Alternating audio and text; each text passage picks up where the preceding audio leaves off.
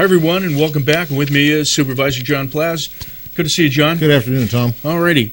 So, I wanted to talk to you about the decertification process that a union, I guess, goes through. Mm-hmm. I don't know much about it. I know Tuesday on the Board of Supervisors, at the Board of Supervisors meeting, you made a vote. And before we get into that, how that all was, how did it come to pass that the board was even asked to vote on a decertification or allowing it? And we'll get the language. Yeah, give us the language first, or whatever you'd like to do.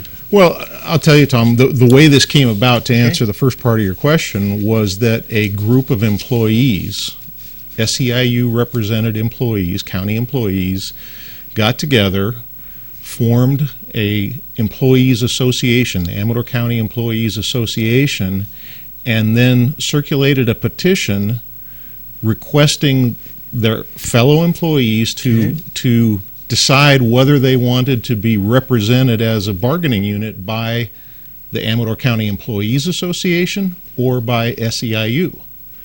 And that petition requires that 30% plus of the represented workforce, the bargaining unit, currently represented by SEIU, if they get 30% of the signatures out of that says we want to bring a decertification vote to a vote of the employees, they can. They need 30% of the employees to sign the petition to request the board to authorize or conduct a decertification election. Okay. But it is an election of the employees. It's not an election or a decision of the board. Okay. So I'm a little curious. It would almost seem to me that process would take place within the union in some way, that they would have an apparatus or some sort of a tool to do that.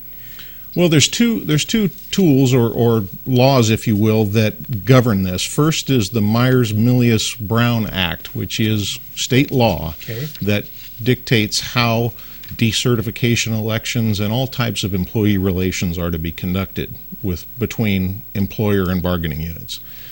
But it also references and defers to a negotiated employee relations policy, which Amador County has an employee relations policy with their employees that was signed back in 1979. And the terms in that employee relations policy are what govern this decertification process.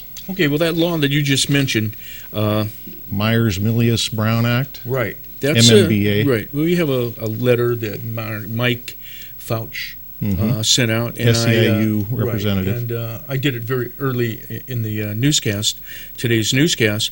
But essentially, is spelling out that he felt it was like very bad faith. You're bargaining with him, and what happened? You can only do a decertification 90 days before a contract expires. Can you? I know disputes arise because people see things differently. So why don't you say what you'd like to say there? Well, number one, we're not calling for this election. The very employees that Mike Fouch represents are the ones that are asking for an election to decertify him and SEIU as their representative. He is the SEIU representative. Okay. All right. So the employees are asking for this to happen for this unit, right? Okay. All right. This local, and I probably should know the local number, and maybe it's on your email there. I believe it's 1021. Yeah, local 1021. So the employees are asking for this to happen. The Myers-Milius-Brown Act does call for a window of time when these decertification processes can occur unless otherwise stated in an employee relations policy. And Amador County's employer relations policy speaks not to the window of time. It just speaks to how soon after an initial decertification occurred before they can ask for another vote. So in other words, it basically spells out you can't have a vote as to who is going to represent the employees every 2 months. You know, every time somebody wants to send another petition around, you can't end up with this, constant. Okay, on Tuesday, I'm curious, what transpired? Did they, during the comments, was there comments on this? Actually, I should be able to recall it exactly. It was only Tuesday, Tom, but I guess I'm getting old because I don't recall much in the way of comment from employees. The process was explained to us by county council. The board was asked to vote on to whether to recognize the petition that the employees had circulated and move forward with conducting an election of the employees.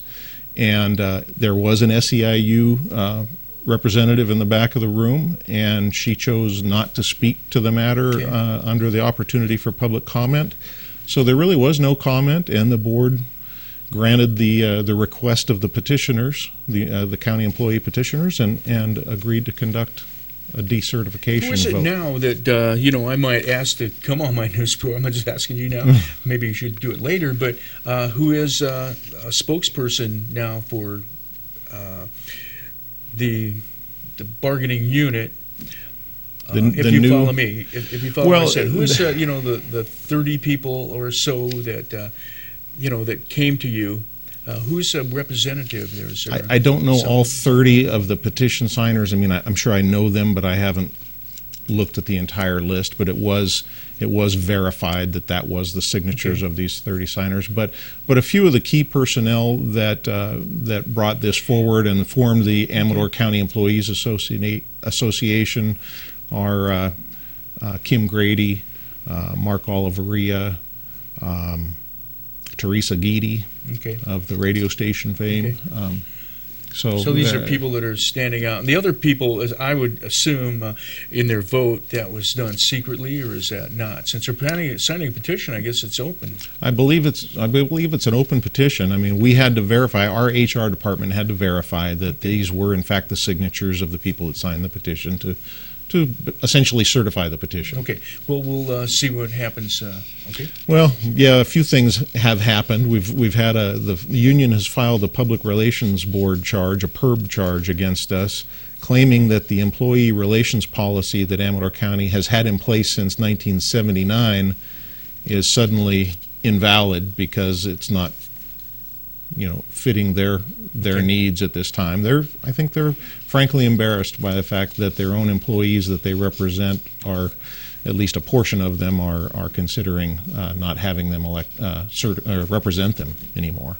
Okay. Well, John, thanks for coming on the program and shed some light on the situation. My pleasure, Tom. All right. And stay with us. We're going to have a break, and we'll be back after that. You're watching Amador.